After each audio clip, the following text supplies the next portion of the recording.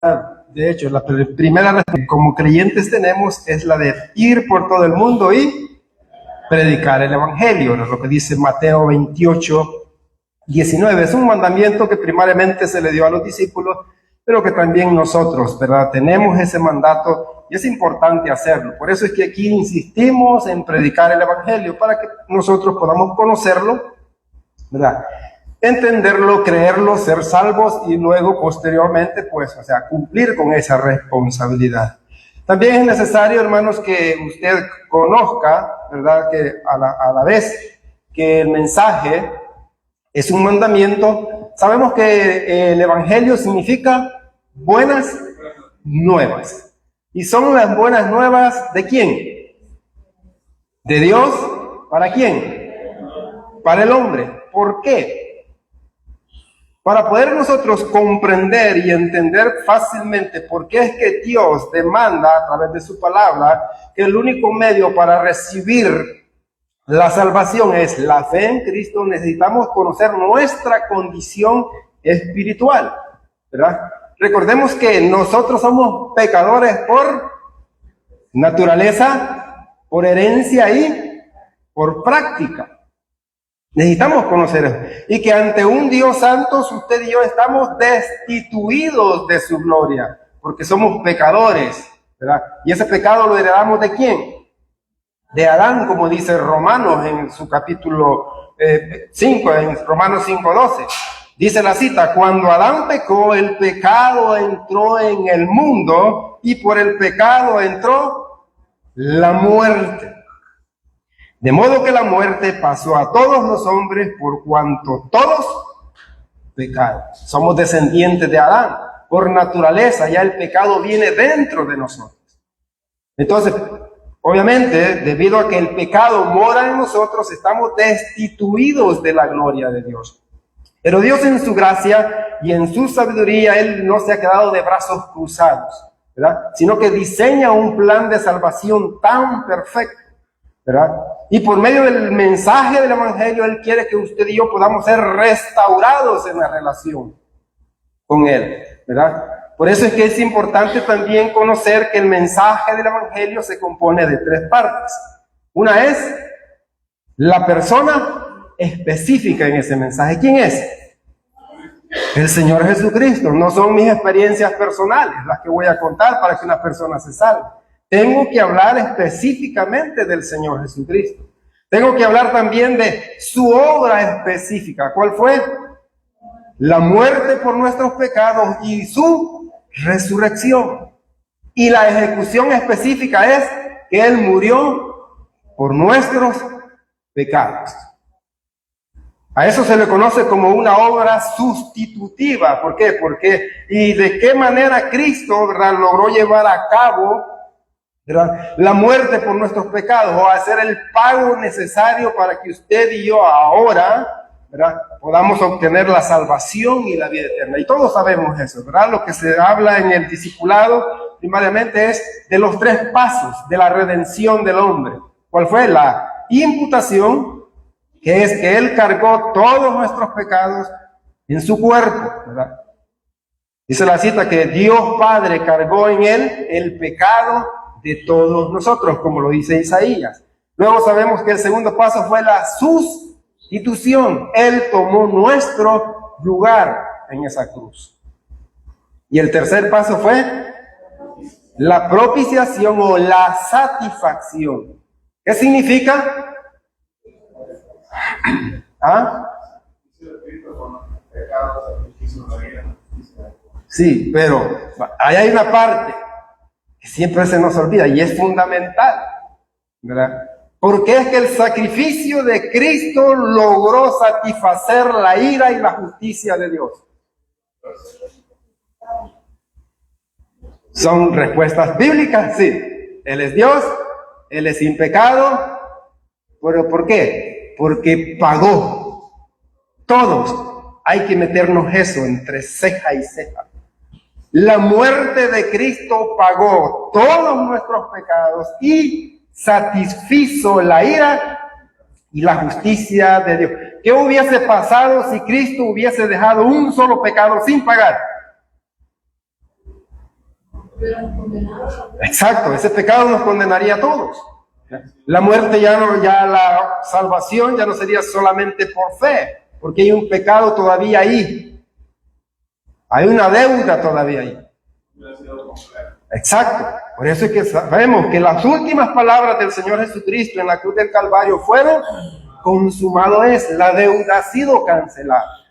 Y algo es una verdad que nosotros necesitamos conocer y llevarla y anunciarla, que la muerte de Cristo logró pagar todos los pecados de toda la humanidad de todos los tiempos. Por eso es que Dios en su gracia y en su misericordia, ¿verdad? Él, ¿verdad?, diseña, ¿verdad?, ese plan de salvación. Dios Padre lo diseña, el Hijo viene y lo ejecuta, y el Espíritu Santo lo está terminando en nosotros. Pero ¿cuándo lo termina? Cuando usted y yo decidimos ejercer la fe sola en Cristo Jesús, porque en ese momento, ¿verdad?, es cuando la vida eterna, el perdón viene a nuestras vidas. Como le decía Pedro a Cornelio, allá en el capítulo 10 del libro de Hechos. Pedro le dice a Cornelio: de este dan testimonio todos los profetas. ¿De quién estaba hablando Pedro? Del Señor Jesucristo, no estaba hablando de sus experiencias. Y que le dice que todos los que en él creyesen recibirán perdón de pecados por su nombre. Y hay una serie de versículos que hablan que el único medio para ser salvos es la fe en Cristo Jesús. Recuérdese, la fe es el medio para recibir esa salvación, ¿verdad? Por eso es importante lo que dice Juan en su capítulo 3, versículo 36. El que cree en el Hijo tiene vida eterna. El que rehúsa creer en el Hijo no verá la vida, dice, sino la ira de Dios está sobre él. ¿Se fija? El mensaje es sencillo. Por eso decimos, aquí el mensaje del Evangelio es siempre, es hablar de Jesucristo. Es decir, que Él murió por nuestros pecados en la cruz. Fue sepultado y resucitó al tercer día, conforme a las Escrituras. Y todo aquel pecador que decida en esta vida confiar únicamente en Él como su único y suficiente Salvador, la promesa de parte de Dios es la vida eterna, el perdón de pecados, una herencia en los cielos, justificación, santificación, glorificación, todas las bendiciones que hemos recibido en Cristo Jesús. Y todo es para la gloria de Dios. Todo es para la gloria de Dios. Ese es el mensaje que usted y yo debemos de predicar. Que el Señor lo bendiga. Aplausos. Para que me den el micrófono, aplausos. Muy bien, vamos a leer con nuestro hermano Giancarlo Hechos, capítulo 16, del 23 al 31. Después de haberles azotado, muchos los echaron en la cárcel, mandando al carcelero que los guardase con seguridad, el cual, recibido este mandato, los metió en el calabozo de más adentro y les aseguró los pies en el cepo. Pero a medianoche, orando, Pablo y Silas cantaban himnos a Dios, y los presos los oían. Entonces sobrevino de repente un gran terremoto, de tal manera que los cimientos de la cárcel se sacudían, y al instante se abrieron todas las puertas, y las cadenas de todos se soltaron. Despertando el carcelero y viendo abiertas las puertas de la cárcel, sacó la espada y se iba a matar, pensando que los presos habían huido. Mas Pablo clamó a gran voz, diciendo: no te hagas ningún mal, pues todos estamos aquí. Él entonces, pidiendo luz, se precipitó adentro y temblando se postró a los pies de Pablo y de Silas, y sacándolos les dijo: señores, ¿qué debo hacer para ser salvo? Ellos dijeron: cree en el Señor Jesucristo y serás salvo tú y tu casa. Muy bien. El personaje principal de este pasaje es el carcelero de Filipos. Es Jesucristo primeramente, ¿verdad? Pero es el carcelero de Filipos. que él pregunta cómo un pecador se puede salvar. Entonces, hermano, para los que se incorporan a este culto, ¿verdad? Estamos en el segundo viaje misionero de Pablo. Pablo anda predicando el evangelio por toda Asia y en este capítulo entra a Europa, entra a Filipos, y predicando el evangelio, repito, y fundando iglesias. Este mensaje perfectamente se podría llamar así, ¿verdad? ¿Qué debe de hacer una persona para ser salva? Creer en Cristo Jesús, en que su sacrificio pagó todos nuestros pecados pasados, presentes y futuros, y Él fue sepultado y resucitó. Y como a mediodía siempre reviso el teléfono, me meto a Facebook, y como tengo iglesias agregadas ahí, me salen un par de mensajes de predicadores queriéndose ver muy eruditos, predicando de Apocalipsis, ¿verdad? Y eso es bueno, eso es un estudio bíblico, pero eso no salva a la gente, ¿verdad? Hablando cosas que ni entienden ni comprenden bien y se enredan todo, ¿verdad? Fíjense que cuando yo nací de nuevo, había lo he dicho acá varias veces, había una frase, una palabra bien clara, que las iglesias evangélicas eran cristocéntricas, ¿verdad? Eso que hizo Denis hace poco debería hacerlo toda iglesia evangélica cada vez que se reúne, ¿verdad? Pero lamentablemente no ocurre, ¿verdad?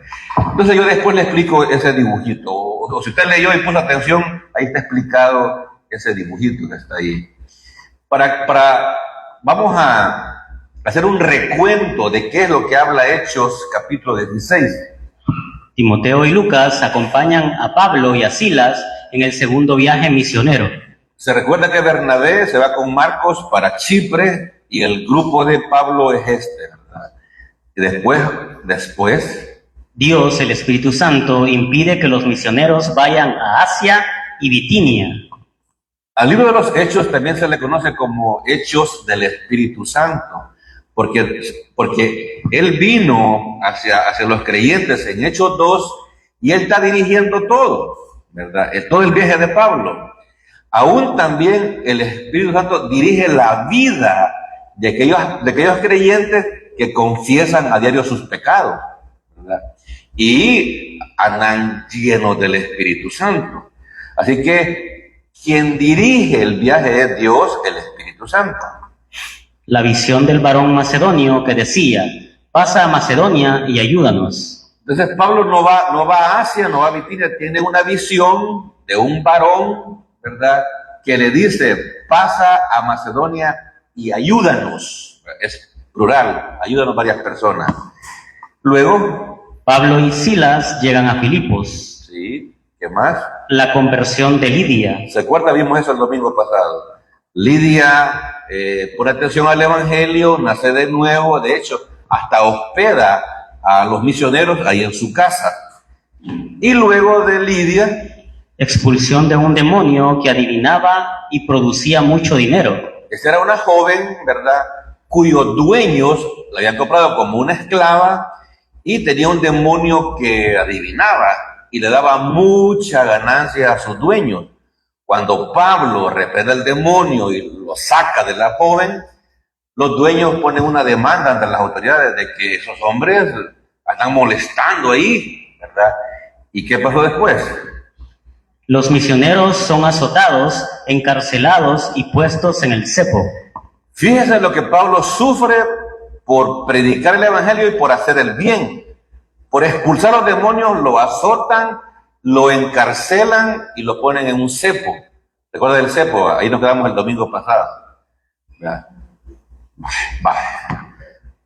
Muy bien. Vamos a ver ahora. Conversión del carcelero de Filipos con toda su familia. Es una conversión. Él cambia de hijo del diablo a hijo de Dios. Él cambia de estar en Adán a estar en Cristo. Él cambia de estar condenado a estar justificado. Entonces, eso se llama conversión, ¿verdad? No tiene que ver tanto con cambiar, ¿verdad? Sino que la posición ya no es en Adán, ahora es en Cristo Jesús. Así que este hombre pregunta, señores, ¿qué tengo que hacer para ser salvo? La respuesta de Pablo es, cree en el Señor Jesucristo y serás salvo tú y tu familia. Es un paquete completo. La única condición de la vida eterna, justificación o salvación, es la fe sola. Es lo que respondió Pablo. Cree en el Señor. Pablo y Silas declaran que son ciudadanos romanos y rehúsan salir de la cárcel. Ahí tenemos quejado todo el capítulo 16 y espero terminarlo ahora, ¿verdad? Así que voy a correr. Ahí tienen un dibujo que nos recrea cómo puede haber quedado la espalda de Pablo y de Silas por predicar el Evangelio. Luego les mostré esta imagen el domingo pasado. Este es el cepo. ¿Por qué no se acostaban ellos para dormir? Porque tenían reventada la espalda. ¿Qué estaban haciendo? No estaban frustrados, no estaban enojados con Dios, ¿verdad? Estaban cantando. Así que este es un mapa, hermano. Si usted puede ver bien las líneas rojas, aquí queda Antioquía de Siria. De aquí salió Pablo. Las líneas rojas marcan el viaje. Todo esto es Asia. Aquí hay una división del mar Egeo y aquí es Europa. Esta es Grecia, aquí queda Corinto, ¿verdad? Entonces Pablo se desplaza desde aquí, hermano, a Filipo queda acá, abajito de la palabra primero, aquí queda Filipo. Ahí sentado calculando, es una tremenda distancia, hermano. Es una tremenda distancia. Fíjese, Pablo, en lo que ve usted, llega a Filipos, después pasa por Tesalónica, por Berea, por Corinto, aquí está Éfeso y regresa nuevamente a Antioquía de Siria. ¿Sabe qué lugares visitó? Bueno, lo voy a leer mejor los lugares que visitó Pablo porque me costó sacarlo de todo el capítulo. Y más adelante del capítulo 16. Pablo salió de Siria, pasó por Cilicia, Derbe, Listra, Iconio, Antioquía de Pisidia, Frigia, Galacia, Misia, Troas, Samotracia, Neápolis, Filipos, Tesalónica, Berea, Atenas, Corinto, Éfeso y luego a Antioquía de Siria. Todo, hermano, buscando personas para que se salvasen de la condenación del infierno. Esa era la carga que tenía Pablo, hermano. Esa era la carga, que el Espíritu Santo lo guiaba a fundar iglesias, a evangelizar, a discipular y plantar iglesias. Y se agolpó el pueblo contra ellos, y los magistrados, rasgándoles las ropas, ordenaron azotarles con varas. Esto lo vimos el domingo pasado, solamente para que se ubiquen. Fíjense bien, a ellos los capturan y rápidamente los magistrados, los gobernantes, les rasgan las vestidas y ordenan azotarlos sin ningún juicio, solamente así, porque personas económicamente poderosas los estaban acusando, los latigan, ¿verdad? Eso es ilegal, por supuesto. No hay ningún juicio de por medio. Simplemente los condenan rápidamente por lo que decían los señores adinerados. Hechos 16:23. Después de haberles azotado mucho, los echaron en la cárcel, mandando al carcelero que los guardase con seguridad. O sea que no fueron pocos azotes, dice ahí, y después de haberlos azotado mucho, injustamente, hermano. Entonces, así, se acuerda que, en la mañana estamos viendo la guerra espiritual. ¿Quién estaba ahí incitando a esos humanos? El enemigo de Dios, ¿verdad? Latigar a hombres inocentes sin antes ser juzgados y vencidos en juicio. Es ilegal en cualquier parte del mundo, en cualquier época. Es más, ¿de dónde vienen los códigos que hoy están en vigencia, hermano Diego? Los romanos. Ellos inventaron esas leyes, hermano. Hasta hoy en día se estudia en las universidades. ¿Cómo se llama la materia? Derecho romano. Ellos fueron los padres que instituyeron las leyes que están vigentes ahora. Pero aquí los vemos quebrantando esas leyes, juzgando o latigando a un hombre sin ser vencido en juicio. ¿Qué más? Está lloviendo y hay café y pan. Hagamos vigilia. Ni un amén. Hoy, sí, dice alguien por ahí. Hechos 16:24. El cual, recibido este mandato, los metió en el calabozo de más adentro y les aseguró los pies en el cepo. Bien, ahí nos quedamos el domingo pasado, en el famoso cepo, ¿verdad? Ahí atrapados los misioneros. Entonces, ¿qué ocurrió después? Hechos 16:25. Pero a medianoche, orando Pablo y Silas, cantaban himnos a Dios, y los presos los oían. Mire, hermano, yo he preparado este mensaje, yo le he hecho muchas preguntas a este texto. Hay muchas cosas que no se dicen, pero se perciben, ¿verdad? Se perciben. Ahí dice que estaban cantando. Yo creo que ellos, antes de cantar o después de cantar, hablaron de Cristo. Habían muchos presos en ese lugar. Habían muchos presos, ¿verdad? Pero eso vamos a ver más adelante. Entonces yo le hice 5 preguntas a este pasaje. Pregunta número 1. ¿Por qué estaban despiertos a medianoche los misioneros? No podían dormir, habían sudado, quizás tenían hambre, tenían sed, estaban deshidratados, les ardía la espalda. ¿Cómo iban a dormir así? Estaban, ¿verdad? Y como humanos, ¿por qué me pasa esto a mí? ¿Verdad? Como humanos. Pregunta 2. ¿Es muy importante la oración en la vida cristiana? Mire, dice, pero a medianoche orando, Pablo y Silas cantaban himnos. O sea que no solamente cantaban, sino que habían intermedios de oración, ¿verdad? ¿Y a quién le oraban? A Dios el Padre, por medio del nombre de Jesucristo. Entonces, hermano, ahí era un culto glorioso en ese momento. Y cantaban himnos a Dios. Oye bien, y los presos no estaban tampoco dormidos, ¿verdad? Estaban oyendo. Entonces, sí, hermano, es muy importante la oración en la vida cristiana. Y yo sé que es bien difícil tener el hábito de la oración, ¿verdad? Pero, hermano, esta es una doctrina que está en toda la Biblia. La oración, la bendita oración. Pregunta 3. ¿Es cierto que el poder del cristiano está en la oración? ¿Es cierto, sí o no? Sí, está en la oración, ¿verdad? Cuando estamos tristes, oremos. Cuando estamos tristes, cantemos alabanza. 4ª pregunta. Los misioneros estaban tristes, decepcionados y frustrados porque estaban en problemas. ¿Sí o no? ¿Sí o no? No, estaban cantando, estaban orando, ¿verdad? No estaban tristes, no estaban decepcionados, no estaban frustrados. ¿Qué habrán pensado los demás presos? Ellos oían, ¿verdad? Que estaban cantando. ¿Qué habrán pensado? ¿Y qué nuevo Dios será ese? ¿Verdad? Así como los de Atenas, ¿verdad? Los de Grecia. ¿Y quién es ese Jehová? ¿O quién es ese Cristo?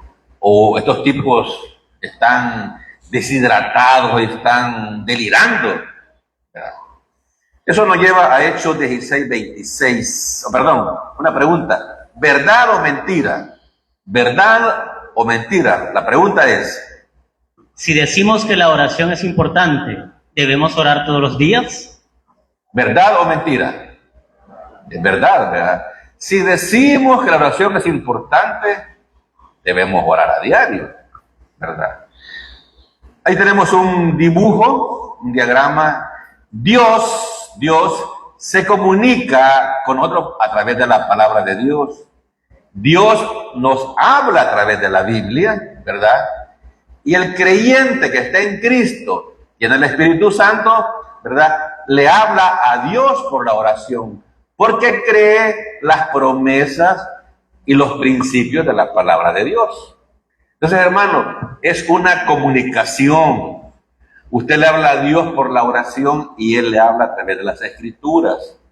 Si no leemos la Biblia, no estamos oyendo la voz de Dios, ¿verdad? Y dice la Biblia que toda la Escritura es inspirada por Dios. A algunos nos gusta solamente ciertos libros o ciertos libros. Es toda la Escritura, hermano. Toda la Escritura. Entonces sobrevino de repente un gran terremoto, de tal manera que los cimientos de la cárcel se sacudían, y al instante se abrieron todas las puertas, y las cadenas de todos se soltaron. Entonces, hermanos, están cantando, están orando, y viene un gran terremoto. La Biblia no explica si fue solamente en la cárcel o en toda la ciudad de Filipo. No lo dice, ¿verdad? Ni nos interesa. Pero, oiga bien, ocurren dos cosas. Se abrieron todas las puertas que se pueden entender por el movimiento de las paredes, y las cadenas se caen, hermano, de las manos y de los pies de los privados de libertad, ¿verdad? Ese será un milagro, obviamente. Por eso, la pregunta ¿Este gran terremoto fue un evento natural o sobrenatural? Respuesta: sobrenatural. Sobrenatural. ¿Por qué, hermano? ¿Por qué? ¿Quién está manejando toda esta situación? Dios el Padre. Dios el Padre nunca abandona a sus hijos, ¿verdad? Él está en control de eso.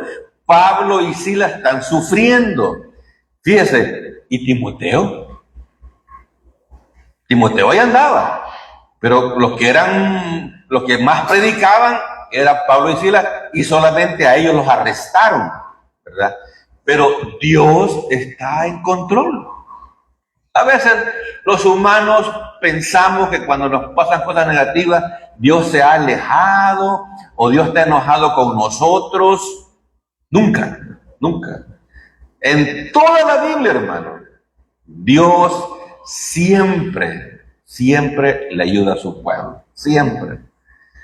Por eso es bien interesante el Antiguo Testamento, donde vemos al pueblo de Israel, que es muy pequeño, y vienen grandes naciones a atacarlo, y Dios los defiende y Dios les da la victoria.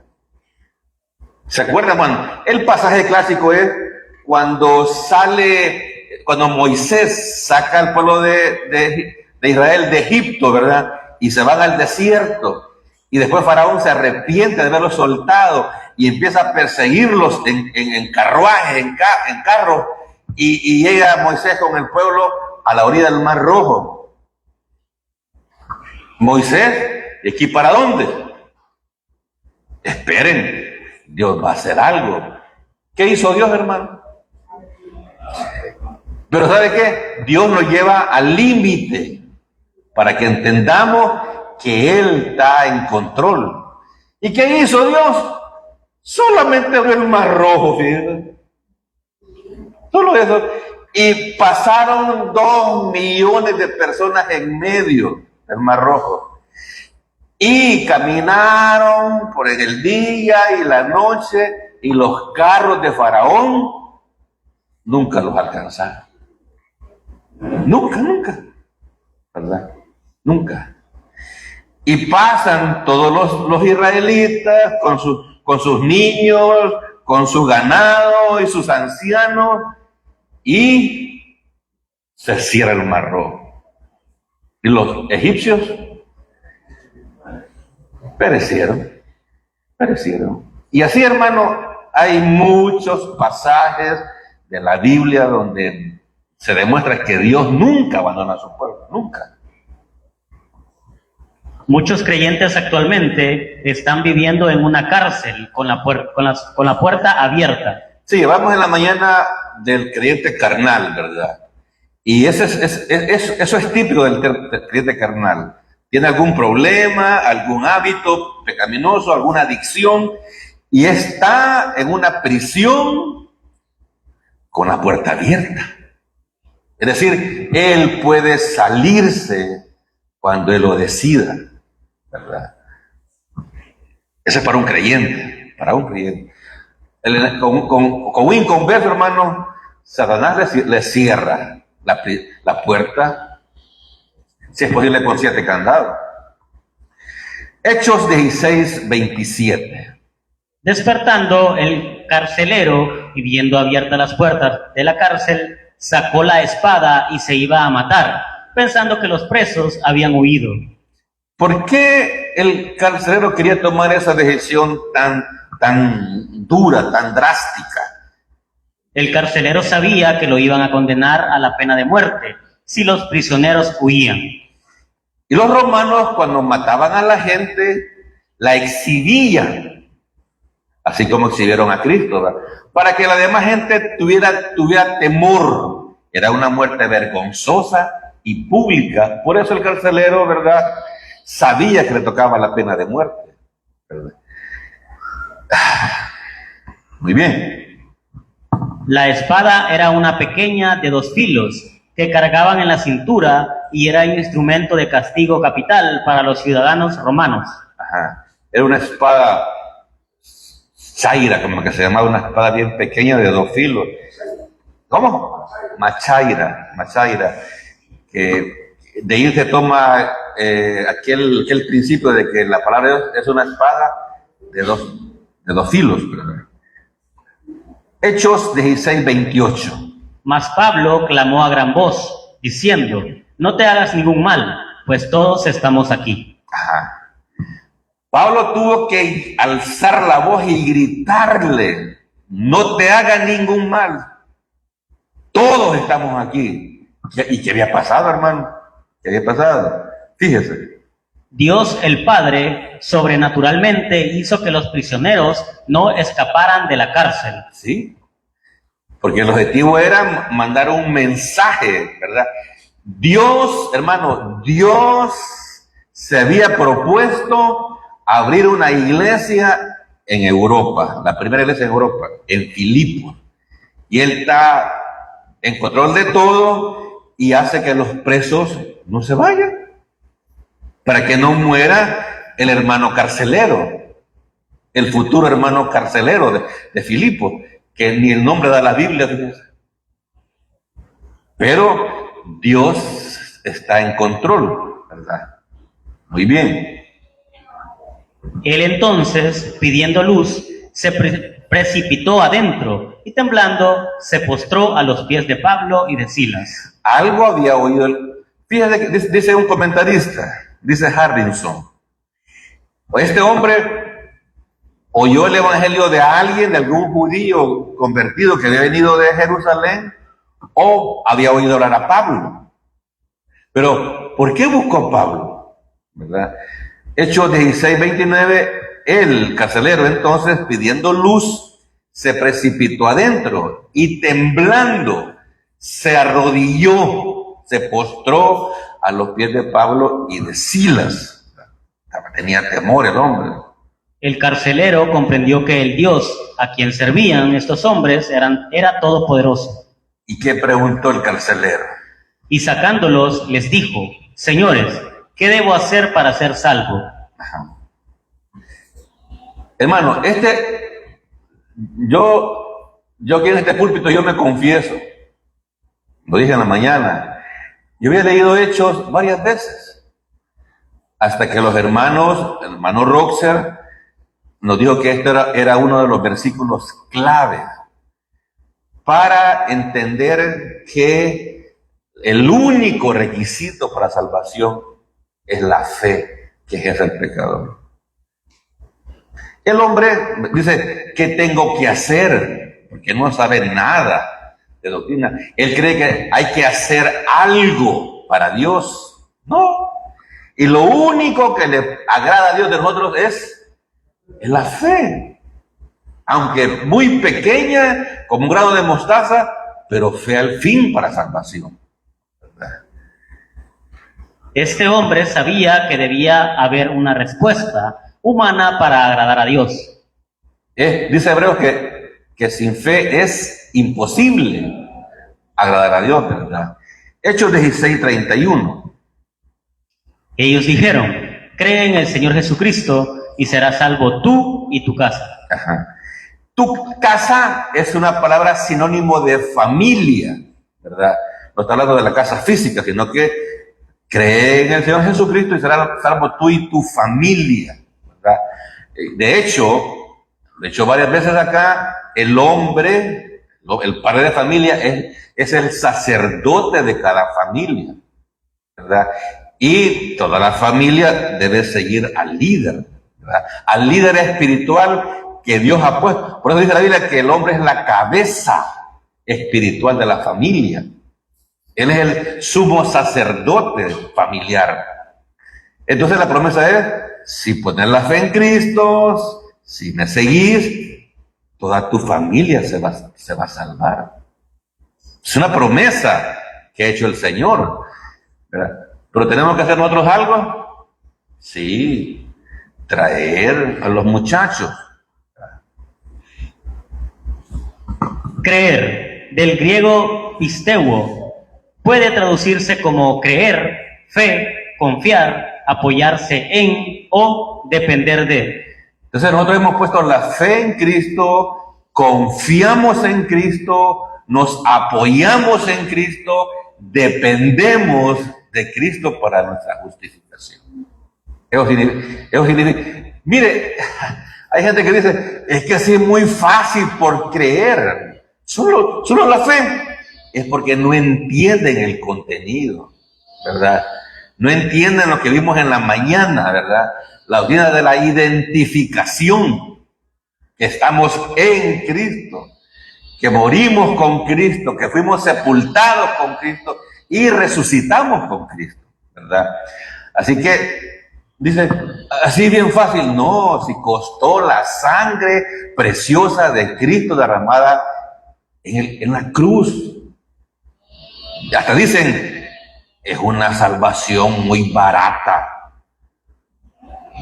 Son ignorantes prácticamente, ¿verdad? Muy bien. La fe es una respuesta voluntaria de confianza en alguien, no en una iglesia, doctrina o humano.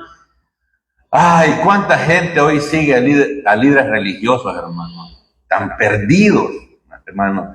La fe es una respuesta voluntaria de confianza en Cristo Jesús, no en una iglesia, no en una denominación evangélica, no en una doctrina específica, no en un humano, sino que en Cristo Jesús, en Dios que se humanizó, se hizo carne y murió en una cruz por nosotros y pagar nuestros pecados pasados, presentes y futuros. Un pago total, completo, judicial y legal, ¿verdad? Hebreos 16:30.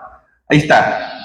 Le digo, me gusta este dibujo, ¿verdad? Muy bien hecho, ¿verdad? El hombre pide una luz, dice la Biblia, una antorcha, desciende al calabozo más profundo. Aquí está el cepo, mire, ve.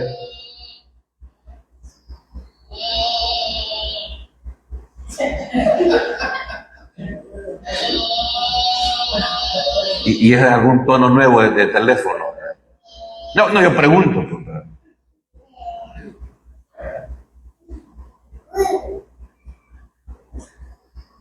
Yo la gente pregunta. Entonces, ahí tiene el cepo, mire. No haga eso para uno de sus hijos, no. Eso era un instrumento antiguo. Vamos a Hechos 16:32. Y le hablaron la palabra del Señor a él y a todos los que estaban en su casa. Ajá. Fíjese, y le hablaron la palabra del Señor. Eso es sustituto del Evangelio. O sea, la palabra del Señor o el Evangelio es lo mismo. Es lo mismo, ¿verdad? Y le hablaron la palabra del Señor a él y a todos los que estaban en su casa, ¿verdad? ¿Qué dice Hebreos 4:12? Porque la palabra de Dios es viva y eficaz, y más cortante que toda espada de dos filos, y penetra hasta partir el alma y el espíritu, las coyunturas y los tuétanos, y discierne los pensamientos y las intenciones del corazón. Ajá, porque la palabra de Dios es viva y eficaz. A veces hay personas que se molestan con la predicación y a veces leyendo aún el versículo, hermano, creen que es cosa del predicador que quiere molestar. No, es porque la palabra de Dios es viva y eficaz y es más cortante que toda espada de dos filos, la que andaba el carcelero de Filipos, ¿verdad? Dos filos a ambos lados. Y penetra, obviamente, esto es figurado, ¿verdad? Es figurado. Y penetra hasta partir el alma. En el alma del humano está la inteligencia, las emociones y la voluntad, ¿verdad? Entonces, la palabra debería mover la voluntad del individuo. Debería. Penetra hasta partir el alma y el espíritu. Las coyunturas son estas partes que se mueven. Los tuétanos, el tuétano es la parte más profunda de un hueso humano. Y discierne los pensamientos y las intenciones del corazón, ¿verdad? A veces tenemos ideas de hacer algo, ¿verdad? Y a veces se predica de algo. Y dice, ay, yo estaba pensando hacer eso. Esa es la palabra de Dios, hermano. No es que, mire, aquí le decimos, lea toda la Biblia. Hermano, en la Biblia están todos los pecados humanos, están todas las desviaciones psicológicas humanas y principalmente el orgullo. El próximo domingo por la mañana, cuando volvamos a la guerra espiritual, vamos a ver 8 características del orgullo. ¿Qué es lo que más nos daña?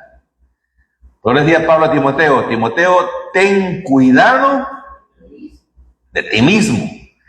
Por decía Cristo, aprendan de mí que soy orgulloso. Manso y humilde. Si Dios hecho carne era sumamente humilde, que como cordero fue llevado al matadero, hermano, ¿qué nos está enseñando?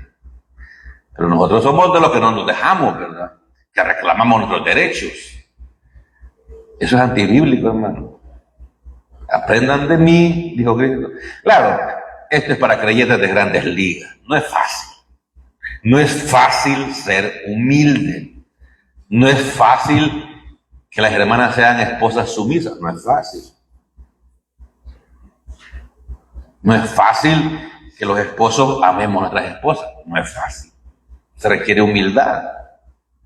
Porque nada cuesta irse por ahí y dejar, buscar una nueva persona.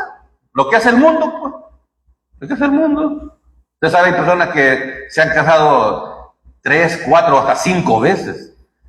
Y creen que ahora tienen experiencia y que el próximo matrimonio va a ser bueno porque tienen experiencia. No, es porque el mismo orgulloso cambia de mujer, ¿me entiendes? Cambia a otra y a otra.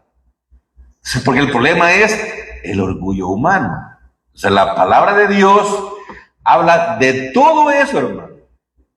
Y obviamente, personas que han estado mucho tiempo en alguna iglesia, casi siempre son los mismos orgullosos de siempre. Porque nos cuesta ser mansos y humildes. Nos cuesta orarle al Señor que sea el Espíritu Santo que nos dirija. Y de ahí vienen las rupturas matrimoniales, de mucho orgullo, de mucha soberbia, de mucha exigencia.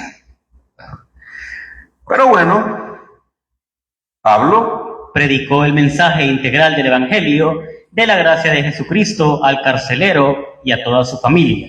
Fíjense que las personas que permanecen en las iglesias son los que por lo menos han leído la Biblia, tienen una idea general de la Biblia, van a sus cultos y aunque el sermón esté fuerte, dicen, no, eso está en la Biblia. Eso no es cosa del predicador, eso lo dice la Biblia. ¿Me entiendes? Entonces, esos están creciendo espiritualmente. Pero las personas que no leen son las que son más vulnerables a que Satanás les devore, porque piensan que en el púlpito se está molestando a las personas, se les está exigiendo, que el hombre que predica le está exigiendo algo a las personas. Lea la Biblia, aquí le decimos, lea el Nuevo Testamento. Se la ponemos bien fácil. Lea las cartas de Pablo, lea los evangelios. Mire, hay cartas que son bien cortitas. Gálatas, por ejemplo. Gálatas son 6 capítulos. Pero el estudio de Gálatas tiene como 30 lecciones. Ya lo afligí. Sí, 30 lecciones tiene el estudio de Gálatas. Porque se escudriña, vamos versículo a versículo. Lo mismo que Romanos, 35 lecciones. Y ellos me preguntó el reverendo Benítez esta semana, ¿y por qué hasta Romanos 8? Son 16 capítulos. Mire, cuando vino el hermano Roxer, nos dio solamente Romanos los primeros 5 capítulos. Solo justificación, hermano, en una semana, hermano, de lunes a viernes, de 8 a 4 de la tarde. Solo los 5 capítulos que hablan de la justificación. 6, 7 y 8 hablan de la santificación y la glorificación.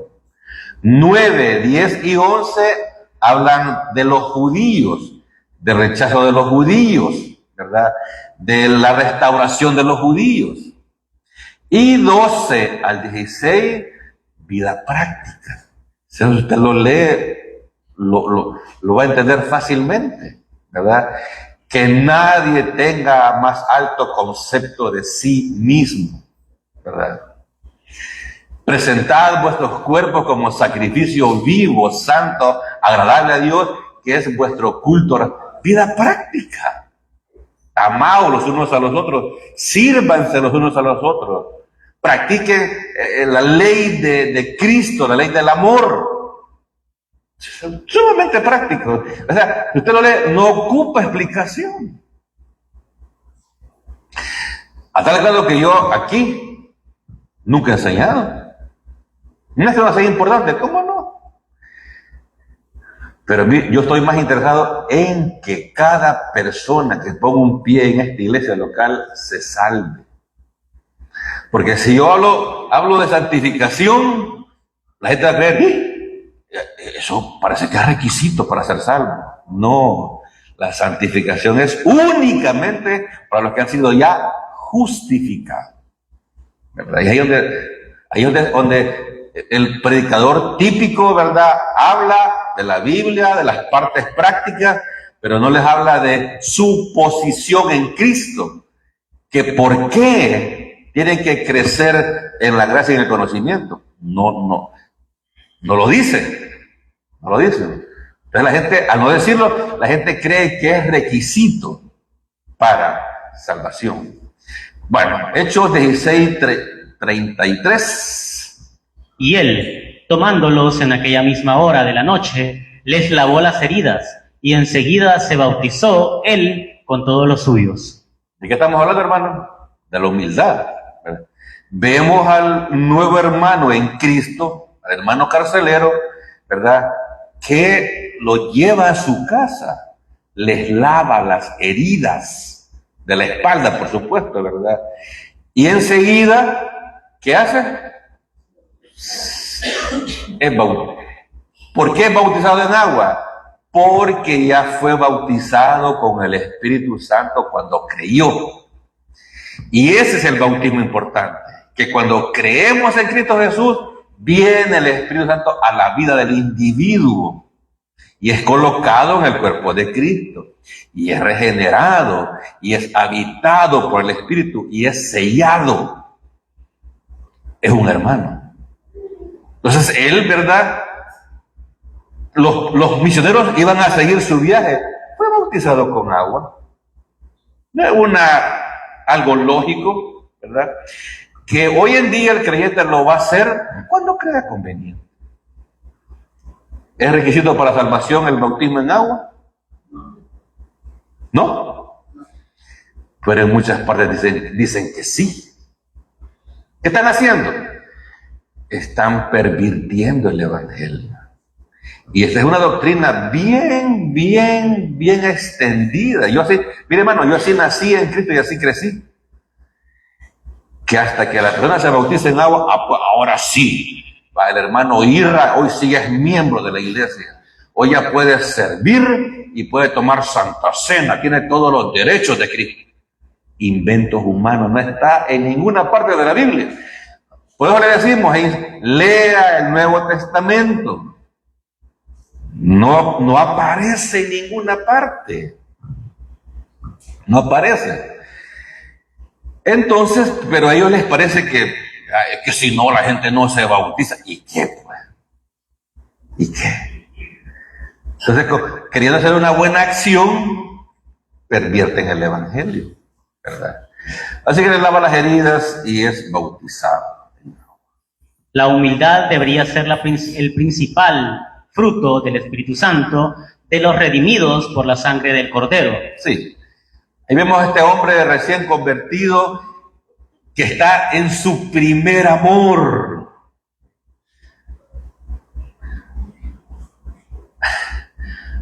Los creyentes hoy en día les cuesta eso, fíjense. Yo me recuerdo cuando puse la fe en Cristo y empecé a congregarme, no fallaba el culto, yo quería servir, andaba de metido y de corbata también. Y yo toda mi vida había usado zapatos tenis y a mí nadie me dijo, yo me compré unos zapatos con tacón, ¿me entiendes? Y yo así para la iglesia, miren. Porque ni caminar podía con zapatos con tacón. Tacón alto.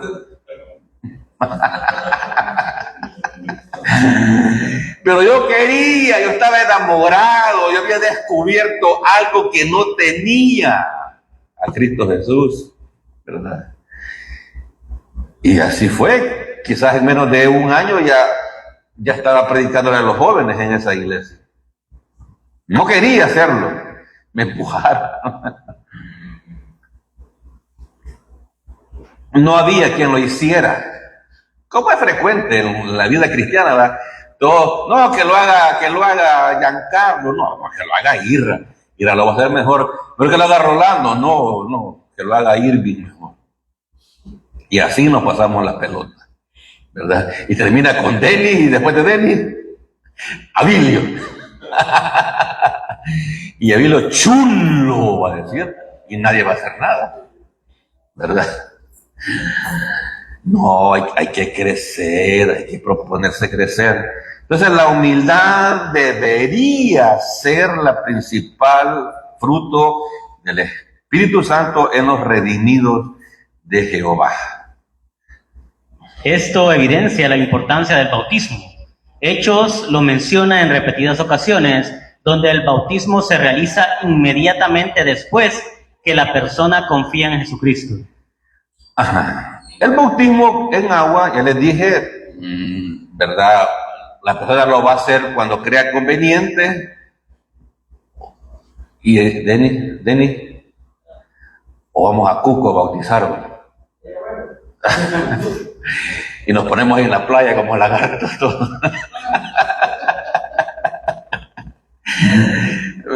No, bueno. Algunos bautizos los hemos hecho así, pero cuando hemos ido a algún retiro, ¿verdad?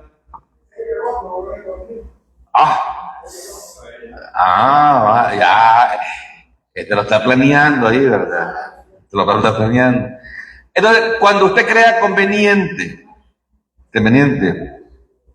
porque el bautismo en agua representa lo que vimos en la mañana, que usted murió con Cristo, que fue sepultado con Cristo y resucitado. El bautismo en agua es un cuadro de la doctrina de la identificación que vimos en la mañana. Miren. Y no le explican eso, no le explican. Estamos en Cristo. Hechos 16:34.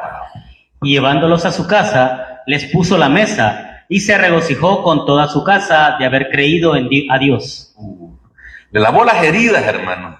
El hermano carcelero estaba en su primer amor, lo lleva a la casa, les da de comer, se alegra con ellos, hubo un compañerismo, una plática, ¿me entiendes? Un gozo y feliz el hombre, ¿verdad? Feliz. Fíjense que la palabra casa se refiere a la casa física. La segunda palabra casa se refiere, ahí estaba también toda la familia. Posiblemente tenía hijos grandes este hombre, ¿verdad? Y estaban en la mesa, hermano, todos salvos por la gracia de Dios. Eso se llama coinonía, compañerismo cristiano espiritual. Estaban gozándose. Así como el discipulado, ¿verdad? Que nos gozamos y la pizza y las pupusas y el café y aquel lleva pan, que el bandido lleva pan.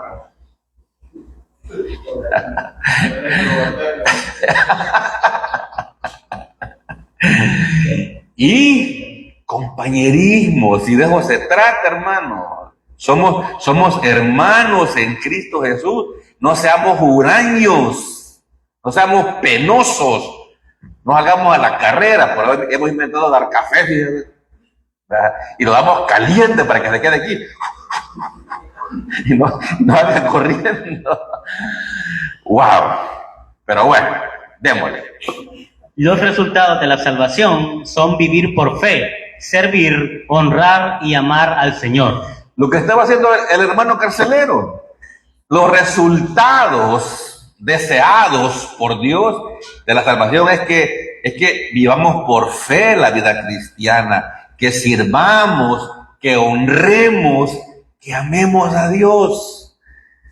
Cristo dijo a los apóstoles: si me amáis, guardad mis estatutos, mis principios, mis promesas. Mire, hermano, aquí no hay que inventar que amamos a Dios con los labios. No cabe. Si ponemos en práctica la palabra de Dios, estamos demostrando que amamos a Dios y reflejamos a Dios, como dijo Denis el día miércoles, ¿verdad? Reflejamos a Dios porque, de hecho, nosotros estamos en Cristo y Cristo está en nosotros. Entonces, cuando andamos conforme a la voluntad de Dios, reflejamos a Cristo Jesús. Cuando somos humildes, cuando somos dadivosos, cuando somos comprensivos, cuando somos tolerantes, reflejamos a Cristo, ¿verdad? Definitivamente. Este hombre lavó las heridas, alimentó y compartió con Pablo y Silas e involucró a su familia.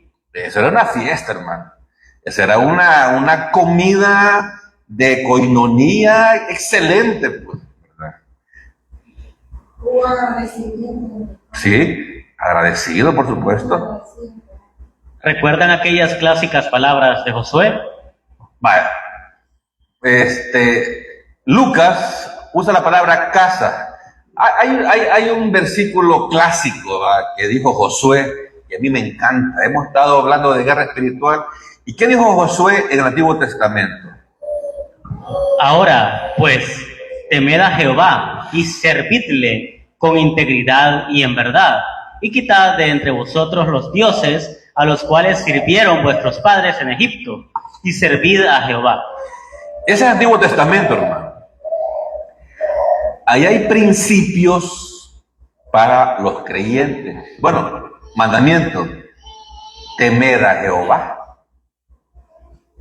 Tener un temor reverente a Dios, que si vamos a hacer algo indebido y si sale mal, y si hay disciplina de Dios, ¿me entienden? Y dice: teman a Jehová y sírvanle con integridad y en verdad, quitad de vosotros los dioses a cuales sirvieron vuestros padres en Egipto. Mira, hermano, a pesar de que el pueblo era idólatra en Egipto, Dios con su gracia los sacó. Por eso andaban en el desierto exigiendo y protestando. Eran idólatras. Pero salvos, ¿verdad? Porque creyeron a Moisés, pusieron la sangre en las puertas y salieron de Egipto. Y estas son las palabras de Josué. Y si mal os parece servir a Jehová, escogeos hoy a quién sirváis, si a los dioses a quienes sirvieron vuestros padres, cuando estuvieron al otro lado del río, o a los dioses de los amorreos, en cuya tierra habitáis. Pero yo y mi casa serviremos a Jehová. Yo y mi familia serviremos a Jehová. ¿Se da cuenta cuántas veces aparece el verbo servir ahí? ¿Qué significa eso? Que es importante que como creyentes sirvamos al Señor, ¿verdad? Y también habla de cosas negativas. Los israelitas adoraron dioses en Egipto y los dioses de los amorreos. Pero la gracia de Dios es más grande que el pecado humano. Aún siendo como eran, los liberó, los sacó, les dio vida eterna. ¿Qué hicieron ellos? Protestaron. ¿Cuál fue la disciplina? Se murieron en el desierto. Ahí pidieron carne, exigieron agua, pidieron ataúdes. Les dijo Dios, no van a entrar. Van a ser salvos por la gracia, no van a entrar. Y solamente Josué, el que escribió eso, solo Josué y Caleb entraron. Salud. Es que muy fuerte pone el aire, hombre. Ya termino. Hoy sí. 16:35. Cuando fue de día, los magistrados enviaron alguaciles a decir, suelta a aquellos hombres. Y el carcelero hizo saber estas palabras a Pablo, los magistrados han mandado a decir que se os suelte, así que ahora salid y marchaos en paz. Dicen los magistrados, dice la autoridad, que se salgan y se vayan. Pero, Hechos 16:37. Pero Pablo les dijo, después de azotarnos públicamente, sin sentencia judicial, siendo ciudadanos romanos, nos echaron en la cárcel y ahora nos echan encubiertamente. No, por cierto, si no vengan ellos mismos a sacarnos. Como era ilegal lo que habían hecho, dice Pablo, no nos vamos. Que vengan los magistrados, que vengan la Corte Suprema de Justicia a sacarnos de la cárcel. Porque somos ciudadanos romanos. Se da cuenta que Pablo no reclamó, quizás lo dijo, y no creyeron. Eran ciudadanos, eran hermanos, ciudadanos del imperio mundial en ese momento. Y los azotaron. Si Pablo no hubiera hecho esto, los habitantes de Filipos hubieran pensado que había sido culpable, y esto hubiera estorbado el trabajo de la nueva iglesia. No es que Pablo era orgulloso, hermanos, sino que quería dejar claro que ellos eran inocentes y que iba a haber una iglesia ahí, ¿verdad? Y de hecho se fundó esa iglesia. 16:38. Y los alguaciles hicieron saber estas palabras a los magistrados, los cuales tuvieron miedo al oír que eran romanos. Tuvieron miedo, ¿verdad? Es como que en un país de Latinoamérica agarren a un par de gringos y les den de latigazo, los metan presos, que cree que va a ser el tío Sam. ¿Y quién es el tío Sam? ¿Qué va a decir al gobierno de los Estados Unidos? El pato Donald. Donald. ¿Qué va a decir? Se va a molestar porque son ciudadanos de un imperio, ¿verdad? Y por eso los magistrados tuvieron miedo. Son ciudadanos romanos, ¿verdad? Yo voy a avanzar ahorita porque tengo poco tiempo. 16:39. Y viniendo les rogaron, y sacándolos les pidieron que salieran de la ciudad. Llegaron los magistrados, fíjese. Pero miren lo que hicieron. Por favor, van a salir, discúlpenos, nos equivocamos, ¿verdad? Así que perdónenos, ¿verdad?, por los latigazos, pero por favor, váyanse de Filipos. ¿Por qué? Porque la gente que los acusó era gente poderosa. Porque poderoso caballero es don dinero. Son los que mandan. Son los que tienen la sartén por el mango. ¿Me entienden? Y así es en todas partes, ¿verdad? Y yo termino con el versículo 40.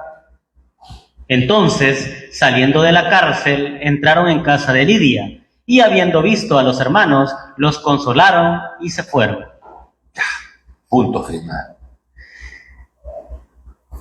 Fíjense que antes de venirme para acá estudiando, la iglesia se fundó, tenemos una carta a los filipenses, pero ellos se van, se quedaron de Lidia esa noche, al día siguiente se van. ¿Quién quedó de encargado de esos hermanitos? De Lidia y su familia, del carcelero y su familia, y posiblemente de la muchacha, de la jovencita exorcitada y su familia. Estudiando, ¿sabe qué? Lucas, el doctor, se quedó ahí. Porque Lucas, cuando escribe el 16, él se incluye en el viaje. Por ejemplo, en el versículo 10, o léelo ya, 16, 10. Cuando vio la visión, enseguida procuramos partir para Macedonia, dando por cierto que Dios nos llamaba. Partimos para Macedonia. Y aquí en el 40, Lucas no se incluye, ¿verdad? Se cree que Lucas era originario de ahí, de Filipos, ¿verdad? Y él se quedó instruyendo o apoyando a los hermanitos de la iglesia que acababa de nacer. Vamos a orar, inclinen su rostro, por favor. Padre, te damos gracias, Señor, porque tu palabra nos alimenta, nos